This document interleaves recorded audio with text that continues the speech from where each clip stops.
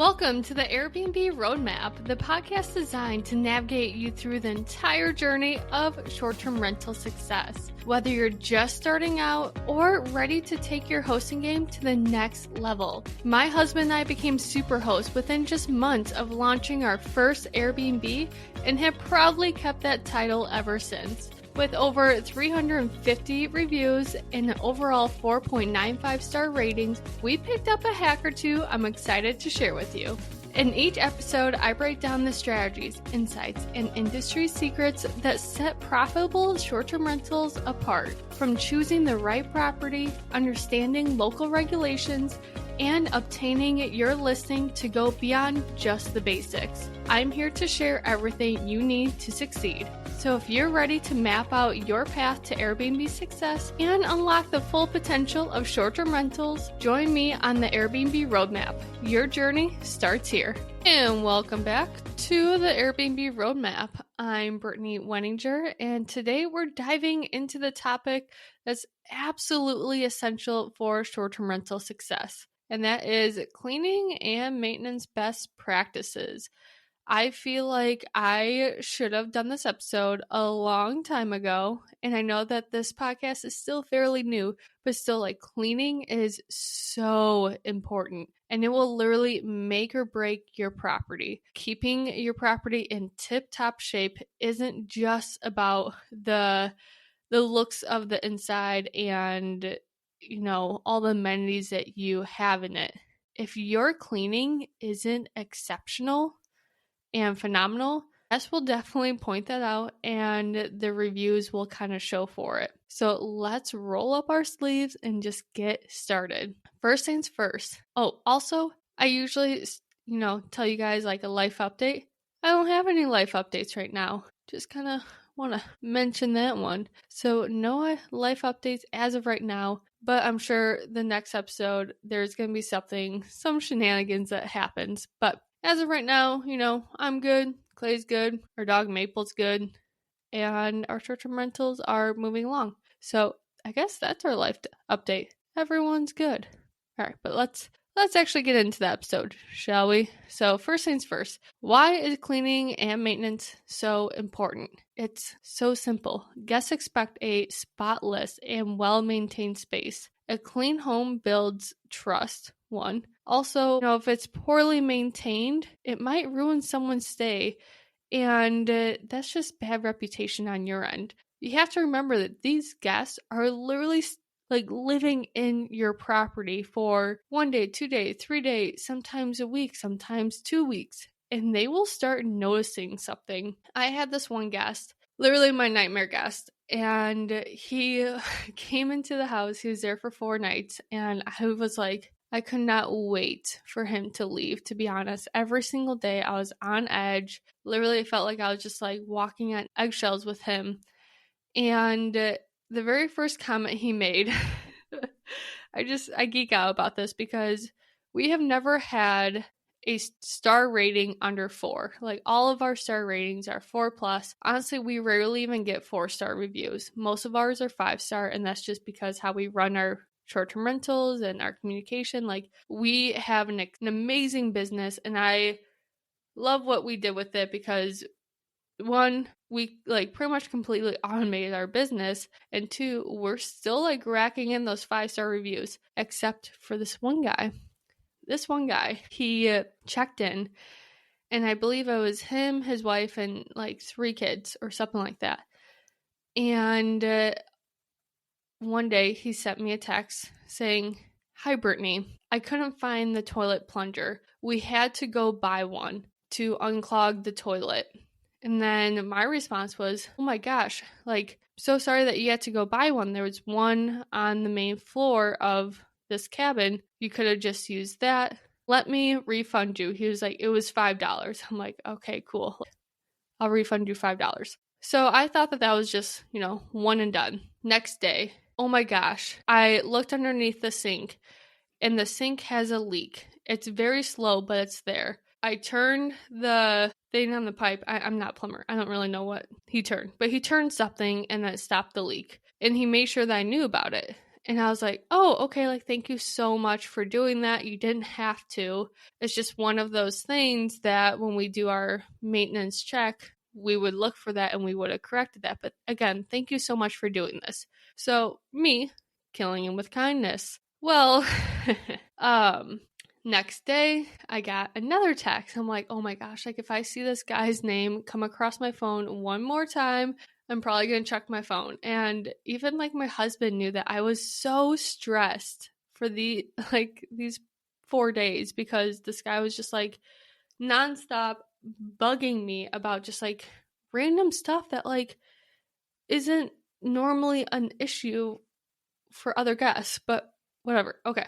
Third day, he texts me. He was like, this property puts me so much on edge. There are so many things wrong with the property. And I'm not reading the text messages. This is just off my memory. So just bear with me. He said that one of the corners of our rug in the basement was drenched. And I was like, interesting. The location of this rug is literally, there's no pipes above it. Our basement ceiling is completely uncovered. Like we can see all the pipes and all the things. It's exposed. There we go. The basement ceiling's exposed and there's no pipes. And what's above that is a living room. There's no pipes in there. And above that, like it's a vaulted ceiling, open, exposed. Like literally there's nothing that could have caused water. And he was like, there's a pipe that's leaking. I'm sure that like it drenched this rug. This place is literally falling over, like blah, blah, blah, blah, blah. And I was like, dude, you have 3 kids. I am almost positive that one of your kids probably spilt something on the rug. You stepped on the rug, your sock got wet, and now you're blaming it on me. And I'm sure that if you would have asked your kids, hey, did anyone spill anything on this rug?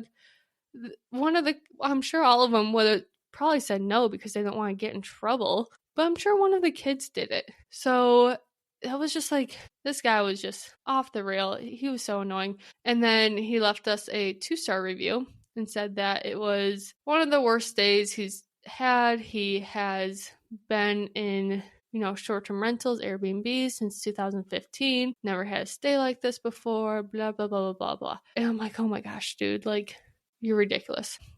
Anyways, that was kind of a little tangent about my one bad review about our cleaning/maintenance, but that kind of shows that these people will literally look for stuff to talk about.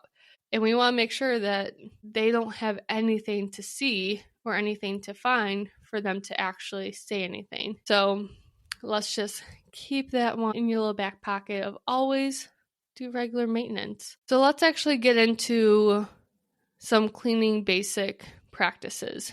And I know that your cleaner will probably be doing this, but for us, with one of our properties, we couldn't find a cleaner that just specializes in short-term rental. We had to find a cleaner and then kind of like teach her how to clean a short-term rental because the clean for them are a lot different than just normal cleans. So a couple things to think about, not really think about, but just note, and like if you have a pen and paper, I'll write this stuff down. When it comes to the beds, we'll just start with the beds. We always have 2 to 3 sets per bed. I usually like to have 3 sets per bed. That way, when a guest checks out, they're going to strip the bed or they're going to leave the bed messy, whatever your preference. I personally like it when the guest just leaves the bed messy.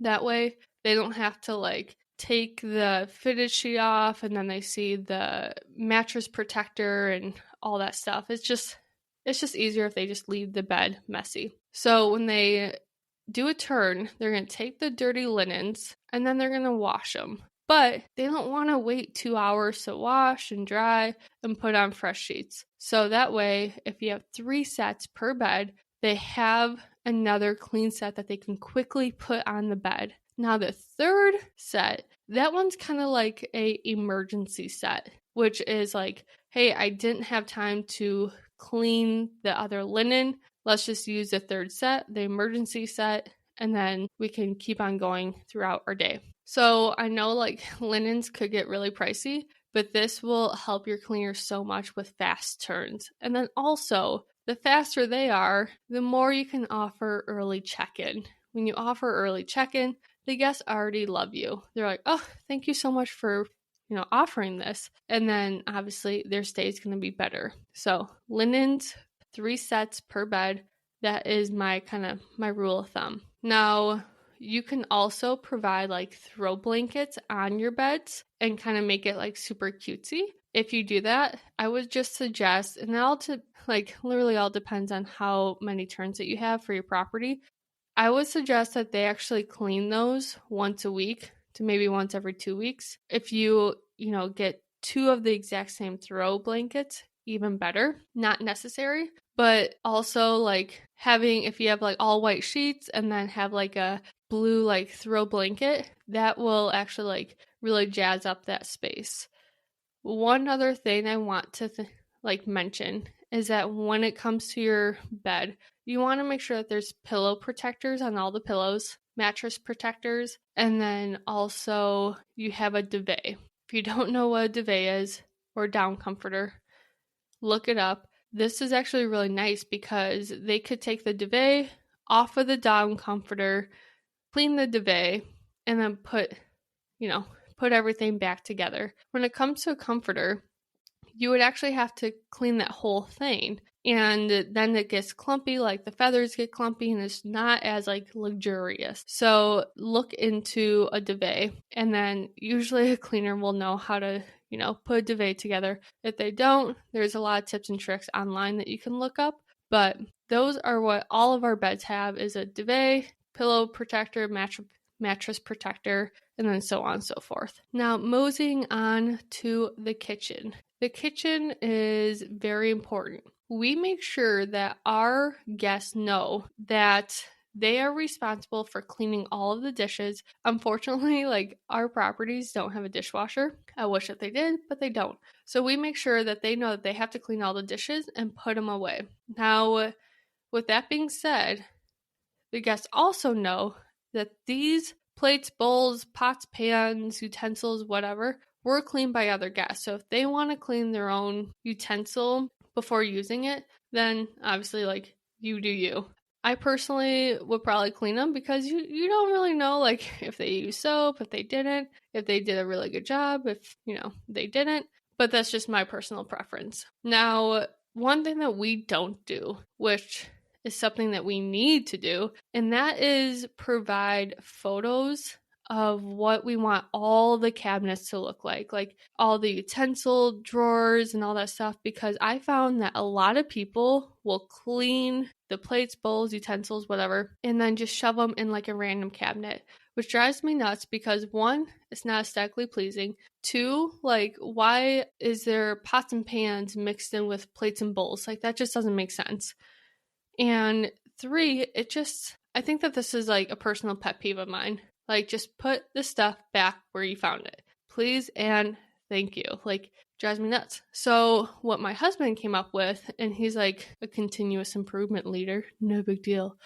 That's just his fancy title. But he said, let's actually take pictures of what all the cabinets need to look like, and then people know exactly what will go into that cabinet. So that will actually like deter people from putting this pot in with the plates, because they're going to see that the picture does not have this pot in there. Now, will this happen every time? Absolutely not. People just kind of like throw stuff wherever they want, but at least it will help the cause a little bit. Also, when it comes to the kitchen, you want to make sure that your cleaner is actually cleaning the appliances. So the microwave, the oven's huge. So many people get the oven dirty.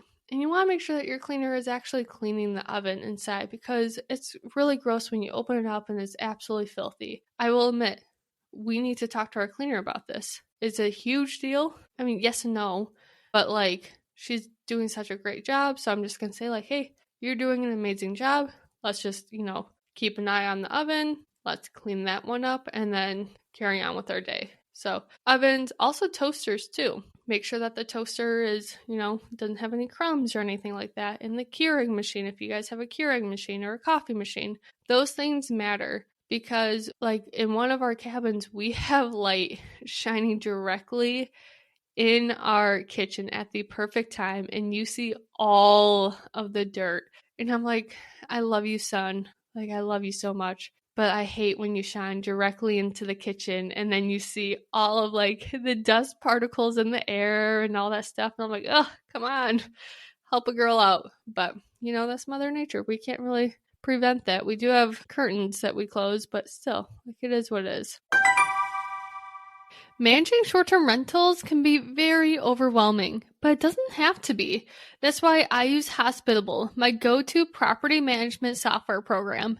This is a very powerful automation tool. Hospitable has transformed how I manage my properties, freeing up my times, and I only spend about 15 to 30 minutes a week managing all of my properties. Hospitable automates 90% of guest communication, syncs your calendars across all the platforms like Airbnb and Vrbo, and even coordinates with your team. It's everything you need to simplify your hosting experience and focus on growing your business. And here's the best part. When you sign up using my link in the show notes, you'll receive $30 off your first invoice. Every cent counts when it comes to investing. It's my way of helping you get started with a tool that has truly changed the game for me. Ready to save time and elevate your hosting? Click the link in the show notes to claim your discount and get started with Hospitable today. We covered the bedrooms. We've covered the kitchens. Now let's move on to the living room.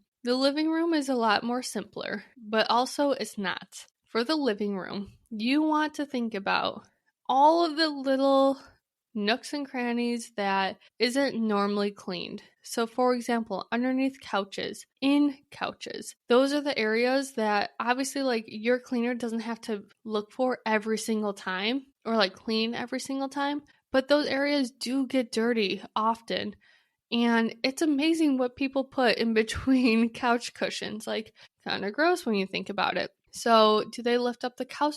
Do they lift up the couch cushions and clean underneath, the cushions, in between the cushions? Also, I know some short-term rental cleaners, and I think that this is above and beyond, but I also love it, is they will actually put vacuum lines in the couch, especially if you can like notice it. And that just kind of proves that like they vacuumed the couch and it's all clean for the next guest. Also, when it comes to the living room, keep in mind the color of the rug. It is amazing how many people spill stuff. And if you have a white rug, you might want to rethink that because getting spills out of a white rug, damn near impossible. So think about like darker colors. Obviously, like if you have an interior designer, do whatever they say, but they should know like rugs really shouldn't be white. Or if you're just designing the property yourself, kind of keep that in mind of like,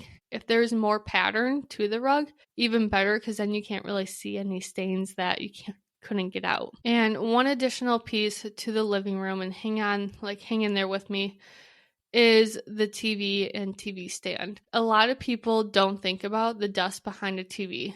So you want to make sure that your cleaner is actually dusting behind there and also behind the stand too.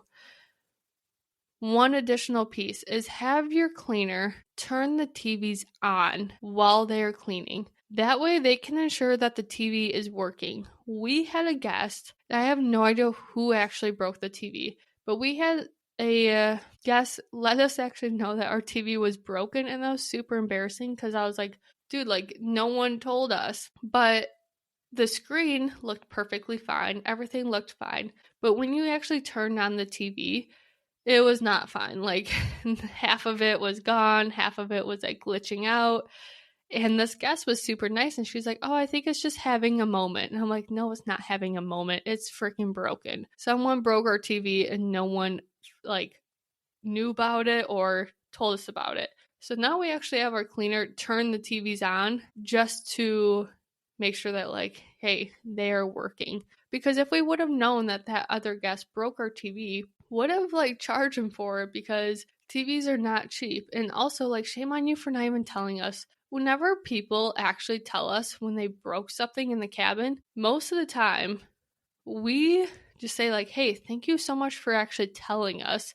We're not going to charge you any money. We do have a $500 rule that if something is broken and it's just like, let's say like a $50 fix or $100 fix, we never actually charge them because we value that 5-star review more than this $100 fix. Now, it's all case by case. Like if this was a pain in the ass guest, we will probably charge them because we're like, dude, you were so annoying throughout the whole stay, and now you're just telling us that you like damaged stuff. Like, shame on you, we're gonna charge you.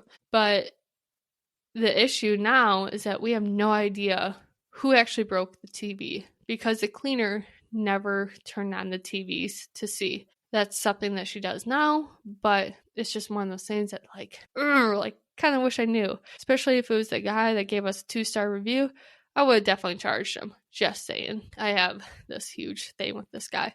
Anyways, so that's pretty much it for the TV. Just make sure that's on and it's working and all that's good. Also, make sure that the cleaner is disinfecting the remote, and then also that if you have a guidebook, I know a lot of people are going digital nowadays, which is totally cool, totally fine. We still have physical ones just because I know people like to look at physical stuff still. Like, don't fix what's not broken. That's kind of my motto. Like, everyone still loves to open up physical books. So we still have the physical ones. So we make sure that one is laying on top of the coffee table. And then moving on to now the bathrooms. The bathrooms, we do provide shampoo, conditioner, and body wash. This is just kind of like in like a tube. No, it's on the wall. People like pump out the shampoo just to get out of the container.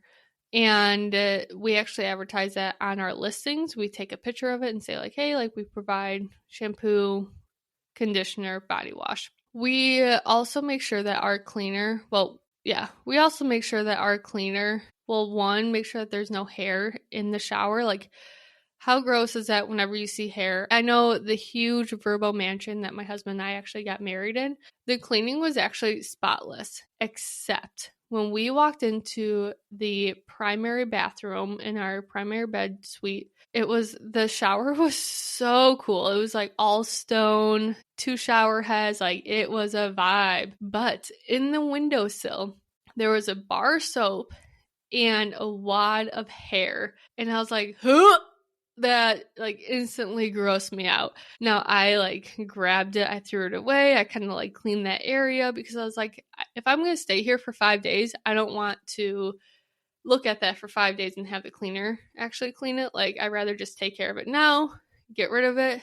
But like, I am on this podcast episode literally still talking about that wad of hair. So that is one of the grossest things in my eyes, is seeing hair in the shower. Like, obviously I have hair in my personal shower. I try to clean it every single time, but I mean, I have long, dark brown hair. Like, it is what it is. But seeing it in a short-term rental just like gives me the heebie-jeebies. Also, like, make sure that the toilets are always clean.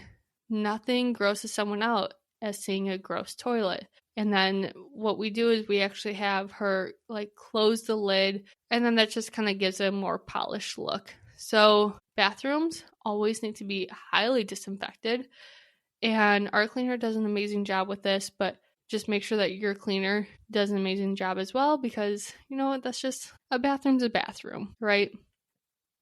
A quick tip about bathroom like towels and whatnot. We actually get all of our bath towels from Amazon. Now, do I love that?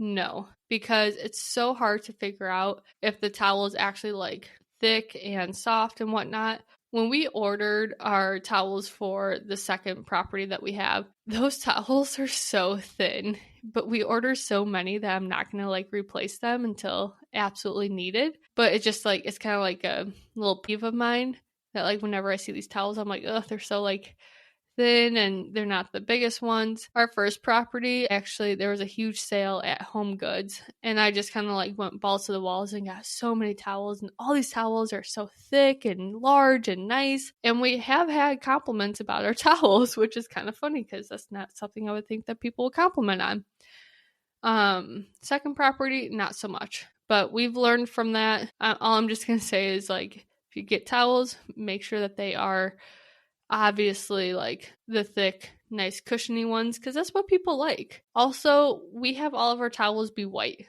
That way the cleaner can bleach them, except for one towel. And this is the makeup towel. So we order these on Amazon. They're little black towels that literally says makeup on it. That has saved so many towels of ours because a lot of the girls would just use the white towel, wipe all of their makeup off, and it's so hard to get mascara out of white towels. Even if you bleach it, it's still damn near impossible. So once we actually provided the black makeup towels, that has saved our other towels by a landslide. So always provide those. Those are like my little hidden gem secrets right there, that it's very little, but makes a huge difference. All right, how are you doing? I think we are pretty much done with the cleaning portion of this episode. There's a lot more, and I'm actually going to have one of our cleaners hop on a interview with me. That way that she can have like her own perspective of like what she looks at, because I'm sure that she does a lot of things I don't even know about, to be honest. And I think just having her on here will be awesome, just because we can get like a little insider perspective on cleaning and, you know, her way of doing things. So just stay tuned for that one. That'll probably be down the road, but I am looking to have her go on this episode and talk about cleaning. But let's mosey on to the maintenance. So my husband and I, we actually do like an audit about like once a quarter. And what we do is we go through all of our properties and we just go room by room by room. And we take notes of what needs to be fixed, what needs to be replaced, what we need to add to better like improve someone's stay. So for example, like we saw that one of our chairs is really wiggly. We need to fix that. We saw that our cleaner isn't putting, let's say, like kitchen towels in this basket that I have, so that I need to address that with the cleaner. Just little tiny like maintenance stuff like that. By going room to room and really looking at every single little bit of it helps so much, because it's amazing what happens from each quarter. And you would think like, you know, a quarter is just 3 months, and so many things can happen in 3 months, like damage wise. For example, one of our arcade games, we have the Big Buck Hunter. We're Wisconsin, so like people love that stuff. We never noticed that one of the guns that is like with this arcade game, we never noticed that one of the guns never actually worked. It used to work and now it doesn't. And that affects the whole game, because when one gun doesn't work, I guess both of them don't work. And if both of them don't work, you can't actually play your game. So if we didn't do this audit, we wouldn't have known that like one of our arcade games is literally out of order. Doing these audits helped us realize this, and then it just avoids all future reviews of like any negative comments. But enough talk about the audits and all that stuff. Let's actually kind of dive into some of the things that we do to automate people's stays when it comes to questions about things in the property. I know I kind of just butchered that whole like sentence because I didn't really know how I wanted to say that. But essentially we have like little guides throughout all of our cabins that pretty much say like, this is how you use this. And these guides are QR codes. Some of them aren't. Some of them are actually like legit, like a guide that we had printed out. So for example, we have a Nest thermostat. A lot of people actually don't know how to use Nest. To be quite frank, I didn't even know how to use a Nest. But we made a QR code that kind of says like, hey, this is how you turn up the heat. This is how you lower the heat, and so on and so forth. We also have mini splits in some of our cabins, and that actually has like a very complex remote. And my husband always has like default settings and whatnot, but like people love to like just like mess around with that remote. So I believe that we have a QR code for that of like, hey, if you want the cabin to be at 70 degrees, this is a setting that needs to be set at. Now, we have a shower in one of our cabins that's, I don't know, people just could not figure out how to turn on the shower. Everyone said that our shower was literally broken or our water was turned off, but yet the kitchen faucet was working. Like people were just, I'm not going to try not to be rude, but like people were just really dumb about the shower. So eventually I made a diagram of how to turn on a shower. And we have not had a single we have one guy, but the amount of people that have reached out to us about this shower has decreased dramatically. We have one guy, however, he was super funny. He was like, your shower is broken. He was like going off the rails about this shower and how he couldn't get it on. And I was like, there's a diagram like literally behind you. That's how you turn on the shower. And he was like, your diagram doesn't work. Like, this doesn't work. I don't know how to do this. And I'm like, dude, like, look at the diagram. It's like super easy. But he kept on like there's like a little switch in the shower. Kind of looks like a switch, but that's actually the drainage. And he kept on like flipping that up and then trying to turn on the water. I'm like, no, like that's not a thing. So he's an exception. But the amount of guests that actually reached out to us trying to figure out the shower literally like decreased, I would say, by like 90% of the time. And that was literally just because I put a diagram in the bathroom of how to turn on the shower. So if you are seeing that you have a lot of people like reaching out saying like, I don't know how to do this, I don't know how to turn this on, make a diagram. Put it right next to that item. Yes, it's not the most appealing thing to see in a short-term rental, like all these diagrams. So we actually try to like make it smaller and kind of like a little cutesy, I should say. Like I make all of our stuff on Canva. So like I try making everything cute, but it will save the amount of times that like people will reach out to you, and also save your time too, because now you don't have to like respond to these people and say like, hey, this is actually how it turns on.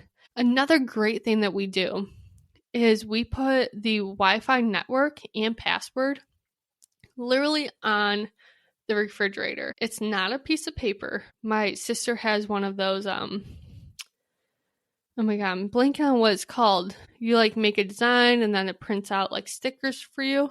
A Cricut. My sister has a Cricut.